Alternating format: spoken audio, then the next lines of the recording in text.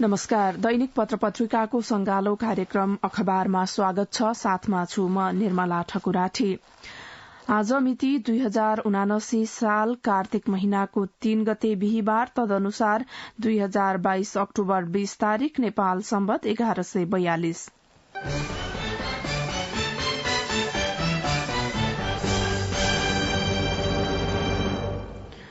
5 वर्षमा 2 संघीय सरकार, प्रदेशलाई अधिकार दिन दुवैको आनाकानी, यो शीर्षक हो नयाँ पत्रिकाको मुख्य समाचारको। पछिल्ला 5 वर्षमा 2वटा संघीय सरकार बने। नयाँ संविधानले प्रत्यायोजित अधिकारको प्रयोगबारे यस अवधिमा 3 तहका सरकार बीच विवादका चाङ देखिए। अधिकार हस्तान्तरणको विषय पेचिलो बन्यो तैपनि दुवै सरकार विवाद निरूपणका लागि अनुदार बने। संघ र प्रदेश तथा प्रदेश र प्रदेश बीच अधिकार लगायत विषयलाई लिएर निम्तिने द्वन्द्व निरूपण गर्ने संवैधानिक दायित्व बोकेको प्रधानमन्त्री नेतृत्वको अन्तर प्रदेश परिषद लगभग निष्क्रिय जस्तै बनाइयो।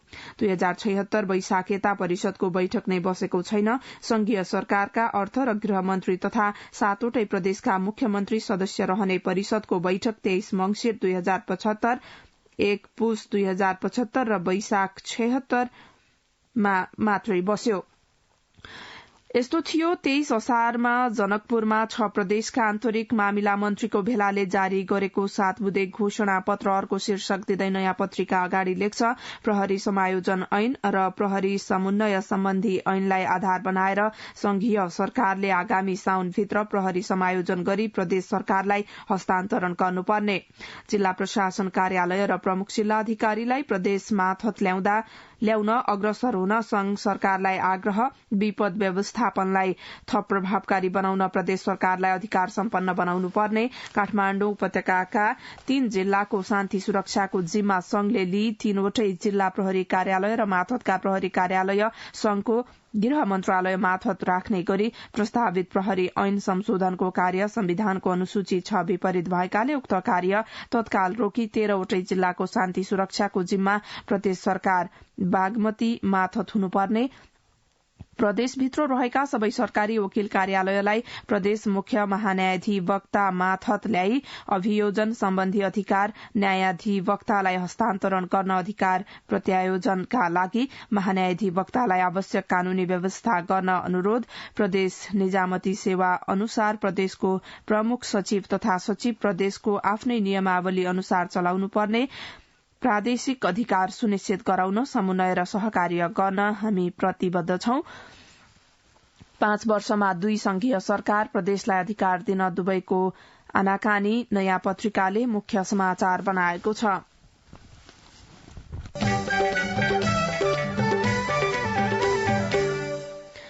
21,69,000 मतदाता परदेशमा शीर्षकमा कान्तिपुरले मुख्य समाचार बनाएको छ। आगामी संसदीय निर्वाचनका लागि 1,79,87,000 मतदाता सूचीकृत छन्, तर जनगणना 2078 को प्रारम्भिक नतिजा अनुसार मतदान गर्न योग्य 21,69,000 नागरिक मुलुक बाहिर छन्।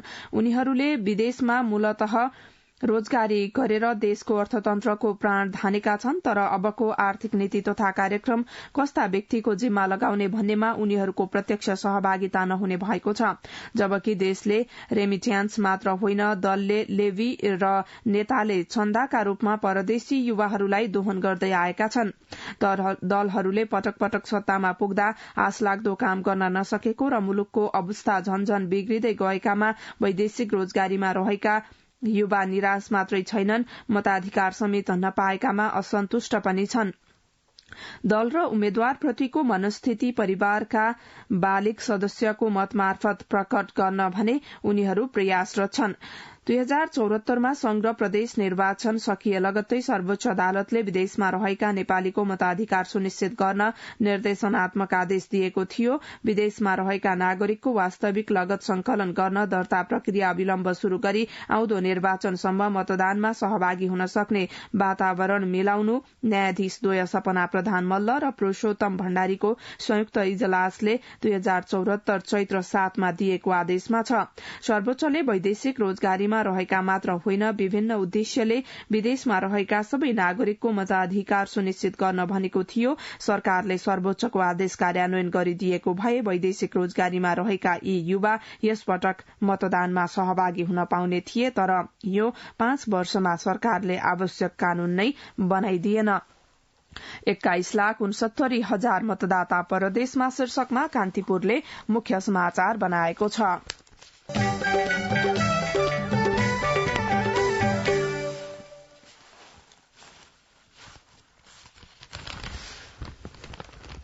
मतदाता शिक्षा निर्देशिकामा फेरबदल शीर्षकमा गोरखापत्रले अग्रपृष्ठमा समाचार बनाएको छ। निर्वाचन आयोगले मतदाता शिक्षा निर्देशिकामा व्यापक फेरबदल गरेको छ। वैशाख 30मा सम्पन्न स्थानीय निर्वाचनमा निर्वाचन शिक्षा प्रभावकारी नहुँदा बदर मतको संख्या अनपेक्षित रूपमा बढ़ेपछि आयोगले परम्परागत शिक्षामा सुधार गर्न लागेको हो, तर कार्यक्रम भने पुरानै ढाँचामा तयार गरिएको छ।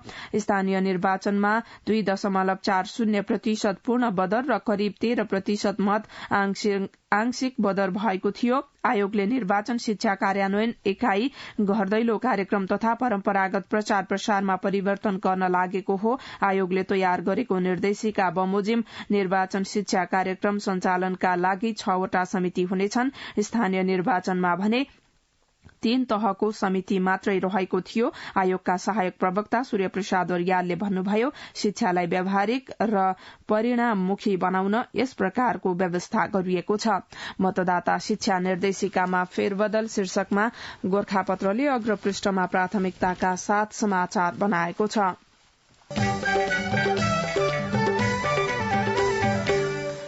जिते पनि हारे पनि उही उही प्रतिस्पर्धी शीर्षक दिँदै अन्नपूर्णले मुख्य समाचार बनाएको छ। दलहरूमा पुस्तान्तरणको बहस चर्को गरी चल्दै आएको छ तापनि हाम्रो राजनीतिमा धेरै पुराना नेता नै नेतृत्व तहमा छन्। चुनाव जिते पनि हारे पनि उही उही उम्मेद्वार बीच प्रतिस्पर्धा हुनुले पनि नेतृत्व पुस्तान्तरण हुन नसकेको देखाउँछ। चुनावी मैदानमा पटक पटक भिडेका उही उही नेताहरूलाई प्रतिनिधि पात्रका रूपमा प्रस्तुत गरिन्छ। जिते पनि हारे पनि उही उही प्रतिस्पर्धी शीर्षक दिँदै अन्नपूर्णले मुख्य समाचार बनाएको छ।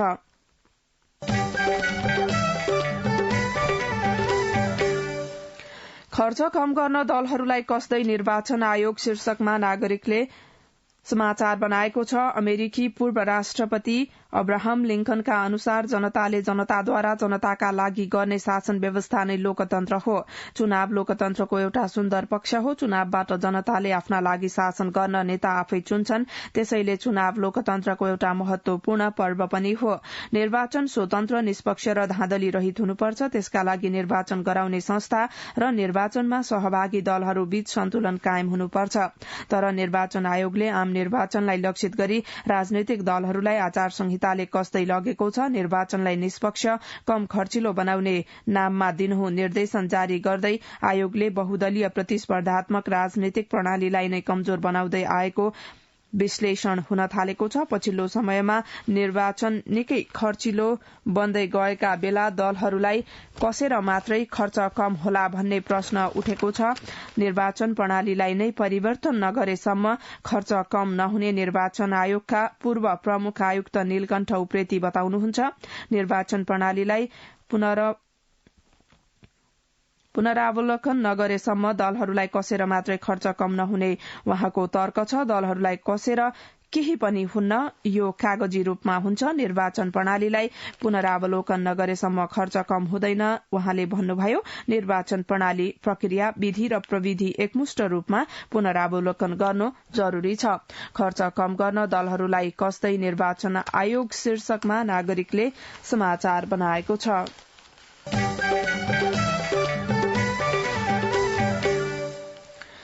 प्रतिनिधि सभाका 13 सहित बन्द सूचीका 28 समानुपातिक उम्मेद्वार विरूद्ध उजुरी शीर्षक दिँदै नेपाल समाचार पत्रले समाचार बनाएको छ। आसन्न प्रतिनिधि सभा र प्रदेशसभा निर्वाचनका लागि समानुपातिक तर्फको बन्द सूचीमा नाम भएका 28 उम्मेद्वार विरूद्ध निर्वाचन आयोगमा उजुरी परेको छ। प्रतिनिधि सभातर्फ 13 उम्मेद्वार र प्रदेशसभातर्फ 15 उम्मेद्वार विरूद्ध उजुरी परेको हो। समानुपातिक उम्मेद्वारहरूमा प्रधानमन्त्रीका प्रेस सल्लाहकार गोविन्द परियार 2000देखि कांग्रेसका दिवंगत नेता नवेन्द्र राज जोशीकै श्रीमतीसम्मका विरूद्ध उजुरी परेको छ। त्यस्तै सरकारी लाभको पदमा बसेर बन्द सूचीमा नाम राखिएकाहरूको उम्मेद्वारी खारेज गर्न माग गरिएको छ। केही उजुरीमा क्लस्टरमा नपर्ने व्यक्तिहरूलाई राखिएकाले उनीहरूको नाम खारेज हुनुपर्ने दावी गरिएको छ। उजुरीमा आदिवासी जनजाति मधेसी लगायतका सूचीमा राखिएका व्यक्तिहरू उक्त समूहको नभएको दावी गरिएको छ। प्रतिनिधि सभा समानुपातिक तर्फका उम्मेद्वार राष्ट्रिय स्वतन्त्र पार्टी, नेपाली कांग्रेस, जनता समाजवादी दल, नागरिक उन्मुक्ति पार्टी, लोकतान्त्रिक समाजवादी दल, Nepali Janata Dal, nationalist people's party, Bahujan party, Janamat party लगायतका दलहरूबाट सिफारिश भएका उम्मेद्वारहरू विरूद्ध उजुरी परेको आयोगले जनाएको छ। प्रतिनिधि सभाका 13 सहित बन्द सूचीका 28 समानुपातिक उम्मेद्वार विरूद्ध उजुरी शीर्षकमा नेपाल समाचार पत्रले अग्र पृष्ठमा समाचार बनाएको छ।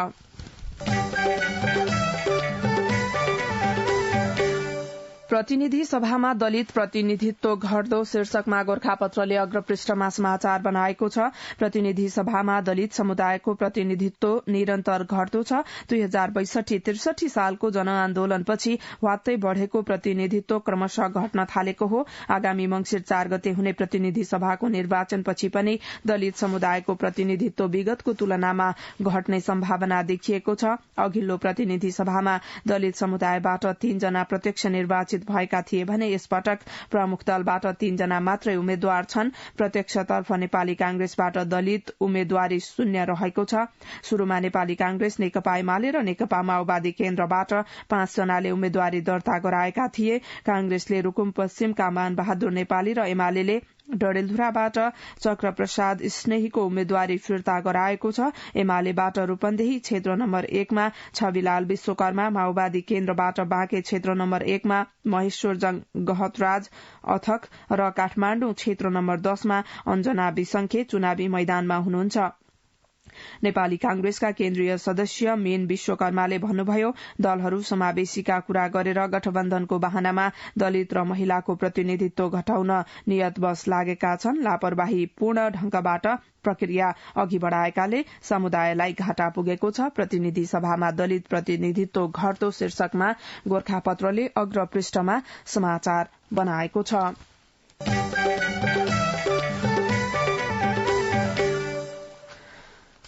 तत्कालीन महेन्द्रनगर नगर विकासमा व्यापक भ्रष्टाचार शीर्षकमा राजधानीले समाचार बनाएको छ। कञ्चनपुर स्थित तत्कालीन महेन्द्रनगर नगर विकास समितिमा व्यापक भ्रष्टाचार र अनियमितता भएको पाइएको छ। अख्तियार दुरूपयोग अनुसन्धान आयोगले लामो अनुसन्धानपछि महेन्द्रनगर नगर विकास समितिमा व्यापक अनियमितता भएको निष्कर्ष निकालेको हो। अख्तियारले सरकारी सार्वजनिक सम्पत्तिको हिनामिना गरी भ्रष्टाचार गरेको भन्दै महेन्द्रनगर नगर विकास समितिका तत्कालीन अध्यक्ष गोपाल रसाइली, पल्टु राणा, पुष्कर चौधरी, मालपोत कार्यालय कञ्चनपुरका तत्कालीन प्रमुख मालपोत अधिकृत कृष्ण कुमार निरौला लगायत 37 जना विरूद्ध हिजो विशेष अदालतमा भ्रष्टाचार मुद्दा दायर गरेको हो। तत्कालीन नगर विकास समितिको स्वामित्वमा रहेको जग्गा गैर कानूनी तवरले लीज तथा बिक्री गरी सरकारी सार्वजनिक सम्पत्तिको हिनामिना गरी भ्रष्टाचार गरेको भन्ने उजुरीका आधारमा अख्तियारले विस्तृत अनुसन्धान र छानबिन गरेको थियो। सो छानबिनका क्रममा नगर विकास समितिका पूर्व अध्यक्ष र मालपोतका अधिकारीको मिलेमतोमा सञ्चालक समितिबाट निर्णय गरेर जग्गा वितरण गर्नुपर्नेमा आफू निकट र आफन्तलाई तोकादेशका आधारमा जग्गा वितरण गरी भ्रष्टाचार गरेको पाइएको अख्तियारका प्रवक्ता श्याम प्रसाद भण्डारीले जानकारी दिनुभयो। तत्कालीन अध्यक्ष र मालपोतका अधिकृत तथा अन्य कर्मचारीले नगर विकास ऐन 2045 तथा नगर विकास निर्देशिका 2061 को दफा 5 बमोजिम र बोर्ड बैठकको निर्णय अनुसार उपलब्ध गराउनु पर्नेमा अध्यक्षको एकल तोकादेशका आधारमा बोर्डको निर्णय नै नभएका तथा निर्णयमा उल्लेख नै नभएका व्यक्तिलाई समेत जग्गा उपलब्ध गराएका थिए। यस अनियमितता प्रकरणमा नगर विकास समितिका तत्कालीन अध्यक्षहरू, मालपोत अधिकृत तथा मालपोतको श्रेष्ठता शाखामा कार्यरत कर्मचारी, नगर विकास समितिका कर्मचारी तथा जग्गा प्रथम तहमा प्राप्त गर्ने व्यक्ति समेतको संलग्नता रहेको अख्तियारले जनाएको छ। तत्कालीन महेन्द्रनगर नगर विकासमा व्यापक भ्रष्टाचार शीर्षकमा राजधानीले समाचार बनाएको छ।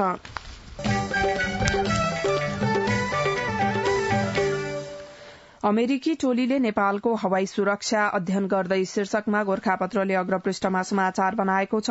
अमेरिकी नागरिक उड्डयनको नियामक निकाय फेडरल एभिएशन एडमिनिस्ट्रेशनको टोलीले नेपालको हवाई सुरक्षा अवस्थाबारे आजदेखि अध्ययन थाल्दैछ। सो टोलीले आइकाओले हेर्ने गरेका 8वटा क्षेत्रमा नेपालको वर्तमान अवस्थाबारे अध्ययन गर्ने जानकारी नेपाल नागरिक उड्डयन प्राधिकरणका महानिर्देशक प्रदीप अधिकारीले दिनुभयो।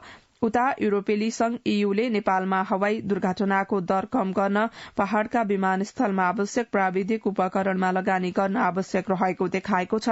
सन् 2013 देखि ईयूको कालो सूचीमा रहेको नेपालबारे 2 दिने अध्ययन तथा अनुगमन गरेर फर्किएको ईयूको टेक्निकल कोअपरेशन टीमले पहाड़ी तथा हिमाली विमानस्थलमा प्राविधिक उपकरण राख्न जोड़ दिएको हो।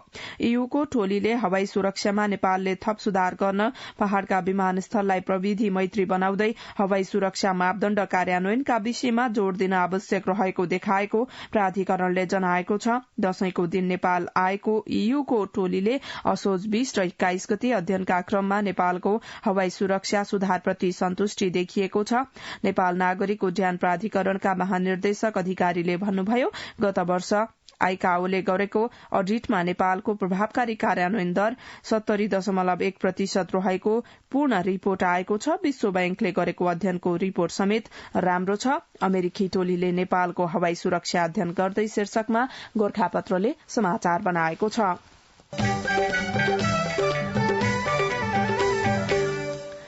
रेडियो नेपालबाट कार्यक्रम अखबार सुन्दै हुनुहुन्छ। एकैछिन विज्ञापन र सन्देश। सुरेश, के छ खबर? कहाँ छौ? मेरो सब ठिक छ यार, अफिसमा छु। अनि घर तयार भयो तिम्रो? घर त तयार भयो यार। अब घरमा इन्टरनेट, टेलिभिजन लाइन अनि टेलिफोन नम्बर पनि लिनु थियो। अब तिमी नै छौ यहाँ नेपालमा पाइने सुविधाको बारेमा जानकार भएको। म त 15 वर्ष भयो यार देशबाट टाढा भएको। सजेस्ट गर न यार, कुन राम्रो होला? इन्टरनेट, टेलिभिजन लाइन र टेलिफोन सेवाका लागि हो भने आँखा चिम्लेर नेपाल टेलिकमको fibre to the home FTTH सेवा लिहाल। तिमीलाई चाहिएको सबै सुविधा नेपाल टेलिकममा पाउँछौ। ढुक्क भएर लिँदा हुन्छ। ल, गजब भएछ। मलाई चाहिएको सबै सुविधा एउटै फाइबरबाट पाउने भएपछि थ्याङ्क यू यार। थ्याङ्क यू मलाई भन्दा नेपाल टेलिकमलाई भनौ, जनतालाई निरन्तर सेवा दिँदै आएको छ। नेपाल टेलिकम, राष्ट्रको सञ्चार। अब बाँकी प्रसंग। दुर्घटनामा 7को मृत्यु शीर्षक दिँदै गोरखापत्रले समाचार बनाएको छ। बझाङको मस्टा गाउँपालिकामा भएको जीव दुर्घटनामा परि 7 जनाको मृत्यु भएको छ। हिजो अपराह्न 4 बजे सदरमुकाम चैनपुरबाट मस्टा गाउँपालिका 2 खेतकोट जाँदै गरेको सुदूरपश्चिम प्रदेश 01-001-117 नम्बरको जीप मस्टा गाउँपालिका 1 तुफान डाँडामा दुर्घटना भएको थियो। मृत्यु हुनेमा मस्टा गाउँपालिका 2 का सम्झना खड्का, रोशन खड्का, बसन्ती धामी, प्रचण्ड खड्का, वीरेन्द्र अधिकारी, 7 महिनाकी बालिका दीक्षिता कठायत र शुक्लाफाटा नगरपालिका 7 कञ्चनपुरका झरेन्द्र बोहरा रहेको जिल्ला प्रहरी कार्यालयका सूचना अधिकारी रमेश दत्त अवस्थीले जानकारी दिनुभयो। दुर्घटनामा 17 जना घाइते भएका छन् भने 5 जनाको अवस्था गम्भीर छ। गम्भीर घाइतेलाई थप उपचारका लागि धनगढ़ी पठाइएको छ। दुर्घटनामा 7 को मृत्यु शीर्षकमा गोरखापत्रको अग्रपृष्ठमा समाचार छ।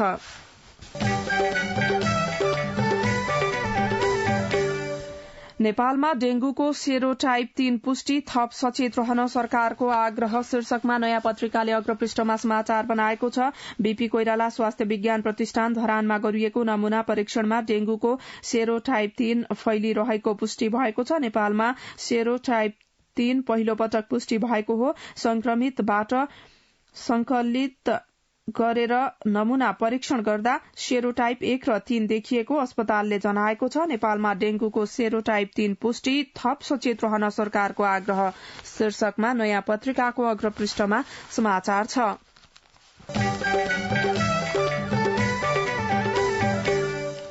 7 वर्षदेखि बढ़न सकेन वैदेशिक लगानी शीर्षकमा कारोबारमा समाचार छ। नेपालले प्रत्यक्ष वैदेशिक लगानी FDI का निमित्त विभिन्न नीति नियम परिमार्जन सँगै ठूला लगानी सम्मेलनहरू गरे पनि परिमाणात्मक उपलब्धि भने देखिन सकेको छैन। वैदेशिक लगानीमा 8 वर्ष अघिको उच्च रेकर्ड अहिलेसम्म तोडिन नसकेको तथ्याङ्कले देखाएको छ। तर यही अवधिमा 2 पटक लगानी सम्मेलन आयोजना गरेको सरकारले विदेशी लगानी तथा प्रविधि हस्तान्तरण ऐन र नियमावली तथा लगानीकर्ताको सुविधाका लागि एकद्वार प्रणाली लगायतका नीतिगत सुधार गरेको छ। उद्योग विभागका अनुसार आर्थिक वर्ष 2071-72 मा कुल 67 अर्ब 45 करोड़ 50 लाख रूपियाँ बराबरको वैदेशिक लगानी स्वीकृत भएकोमा त्यस यताका कुनै पनि वर्ष सो बराबरको लगानी स्वीकृत हुन सकेको छैन।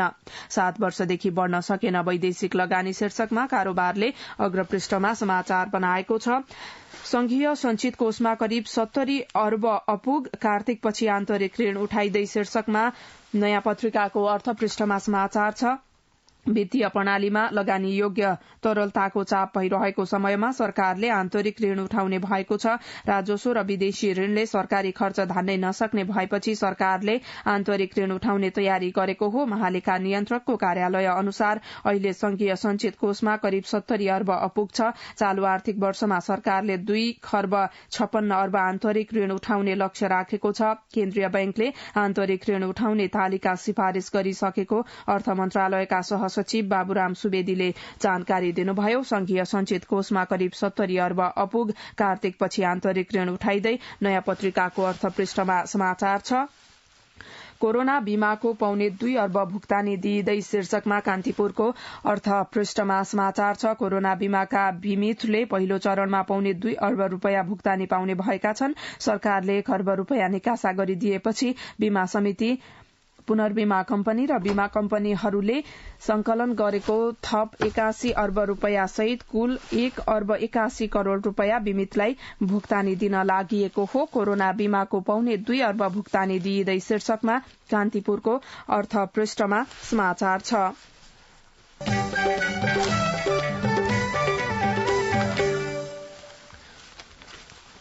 प्रतिबन्ध फुकुवा नगरे आन्दोलन गर्ने चेतावनी शीर्षकमा नागरिकको आर्थिक पृष्ठमा समाचार छ। पोखरामा 2077 मंसिर दोस्रो साता प्याराग्लाइडिङ दुर्घटना हुँदा 38 वर्षका पाइलट राजु गैरे नेपालीको ज्यान गयो।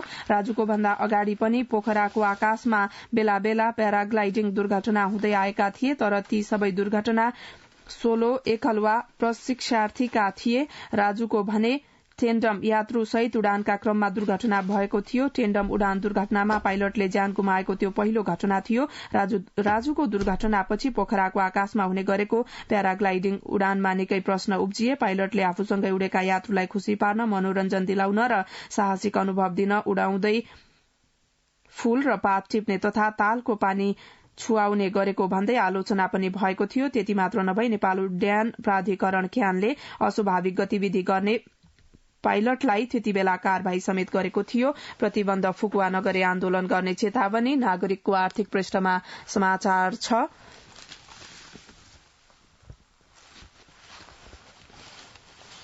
अब सम्पादकीय बागमती संरक्षणमा चासो शीर्षकमा गोरखापत्रले सम्पादकीय बनाएको छ। मानव जीवनको आधारभूत आवश्यकता भनेको जलको सहज तथा नियमित आपूर्ति हो। खाद्यान्न उत्पादनको हेतु भूमि सिंचनका लागि जल उपलब्ध हुने लगायत जल यातायातको सहजता जस्ता विविध कारणले नदी किनारमा मानव सभ्यताको प्रारम्भ भएको पाइन्छ। नदी सभ्यताको इतिहास 5000 वर्ष पुरानो मानिन्छ। यसै कारणले ठूला ठूला शहर नदी किनारमा बसेको पाइन्छ। काठमाण्डु उपत्यका पनि बागमती नदी सभ्यताकै देन हो। यस अर्थमा बागमती नदीको संरक्षण तथा सम्वर्धन अति महत्वपूर्ण विषय हो र काठमाण्डु उपत्यकाको विगत, वर्तमान र भविष्य यससँग जोडिएको छ। बागमती नदी सफा, स्वच्छ, स्वस्थ हुनु काठमाण्डुवासीलाई सर्वाधिक महत्व तथा चासोको विषय हो, तर यस विपरीत काम हुनु विडम्बनापूर्ण हो। बागमती संरक्षणमा चासो गोरखापत्रले सम्पादकीय बनाएको छ। अपूर्व माथि प्रहरी अत्याचार शीर्षकमा कान्तिपुरले सम्पादकीय बनाएको छ। कोप 27 को तयारी शीर्षकमा नागरिकले सम्पादकीय बनाएको छ। जसलाई सड़क एक सपना शीर्षकमा अन्नपूर्णले सम्पादकीय बनाएको छ भने युवामा अधिक डेंगू शीर्षकमा नेपाल समाचार पत्रले सम्पादकीय बनाएको छ।